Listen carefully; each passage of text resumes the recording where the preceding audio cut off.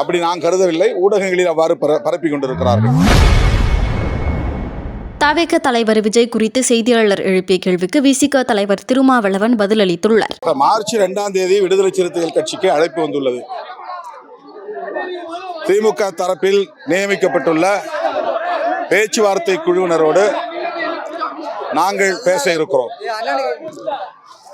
நான் மற்றும் கட்சியின் பொதுச் செயலாளர்கள் மூவரும் அந்த சந்திப்பில் இடம்பெற இருக்கிறோம்.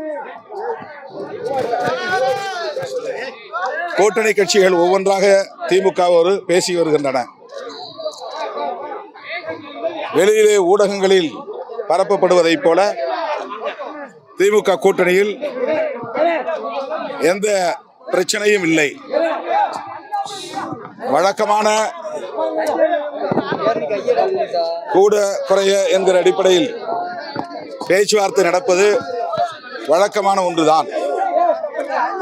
ஆகவே இந்த கூட்டணிக்குள் சலசலப்பை ஏற்படுத்த விரும்புகிறவர்கள் பல்வேறு யூகங்களை வதந்திகளாக பரப்புகிறார்கள். திமுக கூட்டணி தொடர்ச்சியாக ஒற்றுமையாக இயங்கி வருகிறது. அதுபோல இந்த பேச்சுவார்த்தையிலும் சுமூகமான தீர்வு கண்டு ஒற்றுமையாக தேர்தல் களத்தை சந்திப்போம். ஓபிஎஸ் அவர்கள் பாரதிய ஜனதாவோடு போய் ஐக்கியமாகாமல் திமுகவோடு வந்திருக்கிறார், அதில் சேர்ந்திருக்கிறார் என்பதே அவர் மீதான நன்மதிப்பை மேலும் உயர்த்துவதாக இருக்கிறது. அவர் மீதான நம்பகத்தன்மையும் வளர்ந்திருக்கிறது என்று நான் நம்புகிறேன். அவருக்கு இன்னும் சில வாய்ப்புகள் கூட உண்டு. ஏன் செங்கோட்டையன் அவர்களைப் போல விஜய் கட்சியில் கூட போய் சேர்ந்திருக்கலாம். ஆனால் அவ்வாறு அவர் முடிவெடுக்கவில்லை.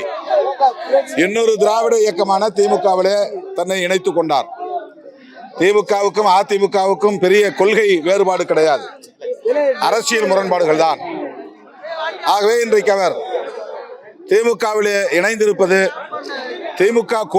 திமுகவுக்கும் திமுக கூட்டணிக்கும் கொள்கை அடிப்படையில் வலிமை சேர்த்திருக்கிறது என்றுதான் நான் பெரிதும் நம்புகிறேன்.